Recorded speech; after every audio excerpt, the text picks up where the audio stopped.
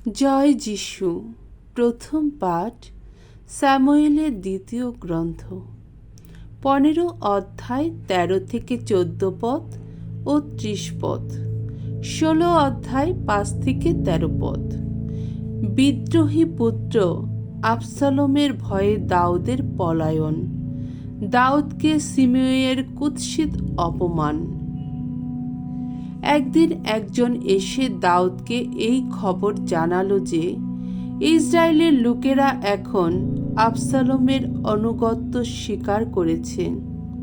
তাই দাউদের যে সব কর্মচারী তার সঙ্গে জেরুসালেমে ছিল, তিনি তাদের বললেন, চলো আমরা এখান থেকে পালিয়ে যাই, নইলে আবসালোমের হাত থেকে আমরা কেউই রক্ষা পাব না। এখনই বেরিয়ে পড়তে হবে, নইলে সে তাড়াতাড়ি এসে আমাদের ধরে ফেলবে, আমাদের সর্বনাশ ঘটাবে। তলোয়ার চালিয়ে সে তো শহরে একটা হত্যাকাণ্ড শুরু করে দেবে। দাউদ এবার জলপাই পাহাড়ের চড়ায় পথ বেয়ে উঠতে লাগলেন। চোখের জল ফেলতে ফেলতেই উঠতে লাগলেন। তার মাথা তখন কাপড় দিয়ে ঢাকা, খালি পায়েই চলেছেন তিনি। তার সঙ্গী যারা, তাদের সবার মাথাও কাপড় দিয়ে ঢাকা, তারাও চোখের জল ফেলতে ফেলতেই ওপরে উঠছে। দাউদ যখন বাহরিম গ্রামের কাছে আসছিলেন, তখন দেখা গেল একজন লোক সেখান থেকে বেরিয়ে আসছে। শোল বংশের লোকেরা যে গোত্রের মানুষ, লোকটি সেই গোত্রেরই একজন। তার নাম শিমেই। সে গেরার পুত্র। সে অভিশাপ দিতে দিতে আসছিল। যদিও সমস্ত সৈন্যেরা আর বীর যোদ্ধার দল তখন রাজার দুপাশে ছিল, তবুও সে দাউদকে ও তার সমস্ত কর্মচারীকে লক্ষ্য করে পাথর ছুঁড়তে লাগল। অভিশাপ দিতে দিতে সে বলতে লাগল, দূর হ, দূর হ, ওরে খুনে, ওরে বজ্জাত! তুই যার সিংহাসন কেড়ে নিয়েছিস, সেই শৌলের বংশের যে সমস্ত লোকের রক্ত ঝরিয়েছিস, ভগবান এবার সেই অপকর্মের শাস্তি তোর ওপর নামিয়ে এনেছেন। ভগবান তাই রাজত্ব তুলে দিয়েছেন তোর পুত্র আবসালোমেরই হাতে। এখন তোর পাওনা দুর্দশায় তোকে ভোগ করতে হচ্ছে, কেননা তুই একটা খুনি।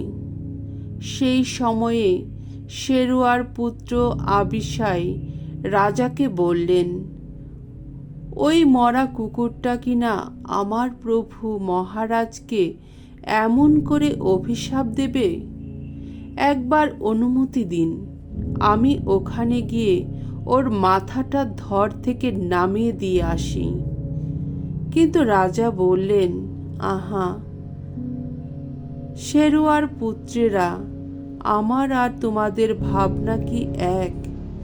এমনটিও তো হতে পারে ও যে ওইভাবে অভিশাপ দিচ্ছে, তার কারণ ভগবান ওকে বলেছেন দাউদকে অভিশাপ দাও, তাহলে ওর ওই কাজের কৈফিয়ত চাইবার অধিকার কারই বা আছে?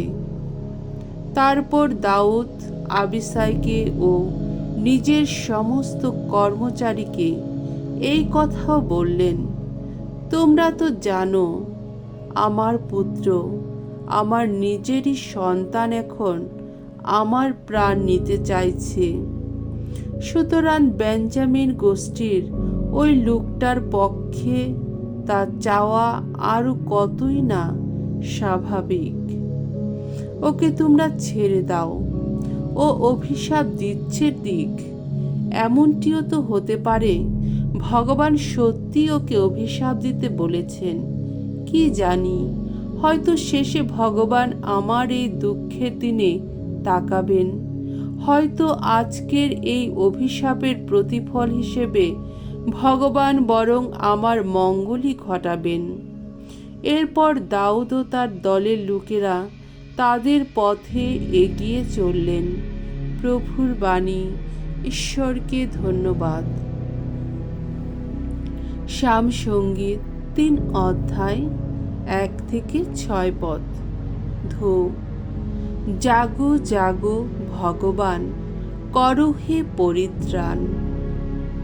ওগো ভগবান, দেখো কতই না শত্রু আমার, কত না মানুষ হায় আমার বিরুদ্ধে আজ উঠে দাঁড়িয়েছে।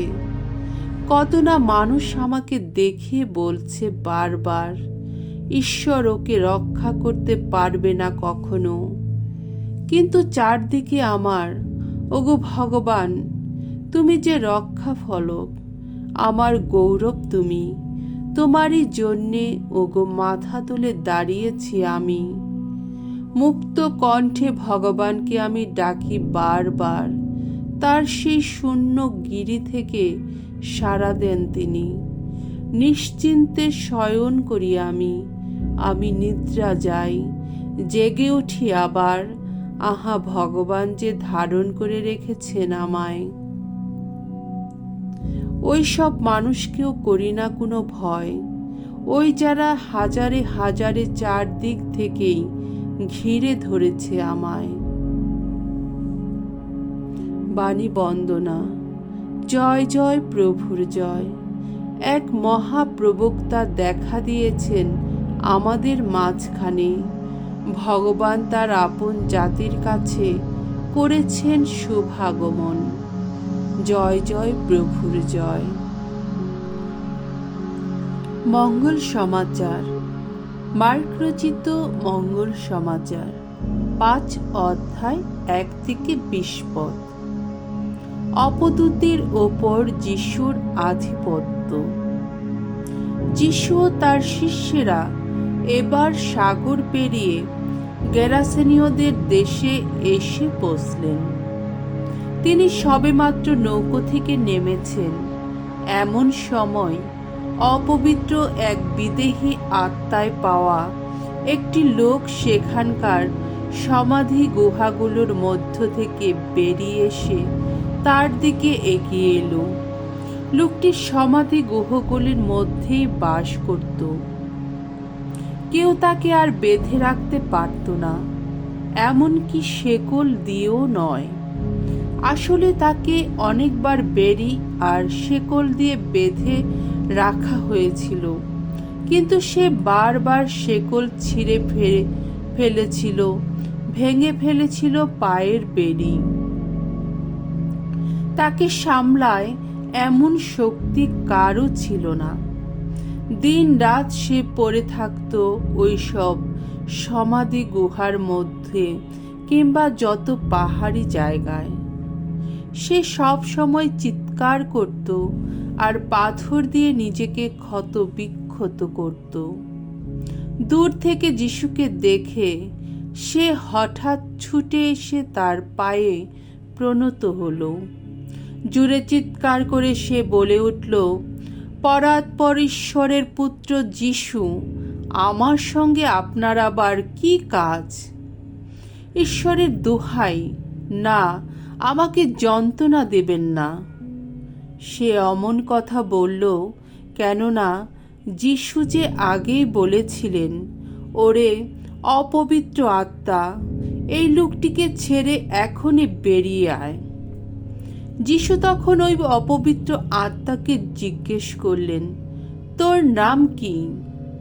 সে উত্তর দিল, আমার নাম বাহিনী, কেননা আমরা সংখ্যায় অনেক।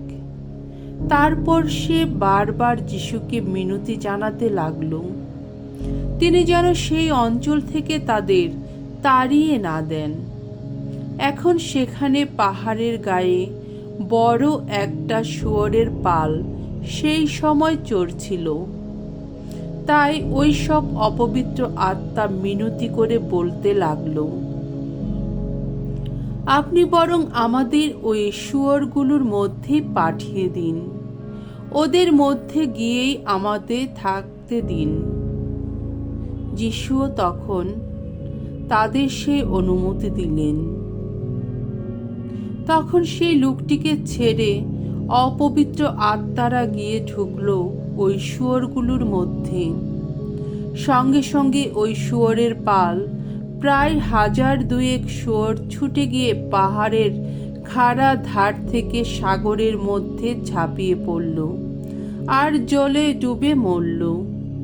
যারা শুয়োর চড়াচ্ছিল তারা তখন পালিয়ে গিয়ে কাছের শহরে ও যত পল্লীতে খবরটা সকলকে জানাতে লাগলো। ব্যাপারটা কি তা দেখবার জন্যে লোকেরাও তখন সেখানে আসতে লাগলো। যিশুর কাছে এসে তারা দেখতে পেল অপদূতে পাওয়া সেই লোকটি সেখানে বসে আছে। তার গায়ে রয়েছে জামা কাপড়, সে প্রকৃতিস্থ অবস্থায় রয়েছে। হ্যাঁ, এ তো সেই লোকটাই যার মধ্যে ছিল অপদূতের সেই বাহিনী। তারা কেমন যেন ভয় পেয়ে গেল। যারা সব কিছু দেখেছিল তারা তখন অপদূতে পাওয়া ওই লোকটির কি ঘটেছে আর শুয়োরগুলোর ব্যাপারটাও সকলকেই শোনালো। তখন লোকেরা যিশুকে বারবার অনুরোধ করতে লাগলো তিনি তাদের এলাকা ছেড়ে যেন চলেই যান।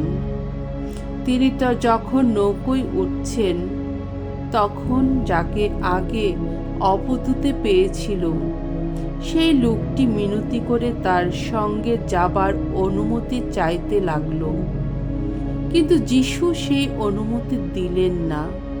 তিনি বললেন, তুমি বরং বাড়িতে আত্মীয়দের কাছেই ফিরে যাও। তোমার জন্যে প্রভু যা কিছু করেছেন, তোমার প্রতি তিনি কত কৃপা দেখিয়েছেন, সেই কথা তুমি তাদের জানাও। তাই লোকটি তখন সেখান থেকে গিয়ে যিশু তার জন্যে যা কিছু করেছেন তা দেকাপলিস অঞ্চলে সকলকেই শোনাতে লাগলেন। আর তা শুনে সকলেই অবাক হয়ে গেল। প্রভুর মঙ্গলময় বাণী। খ্রিস্টপ্রভু তোমার প্রশংসা হোক।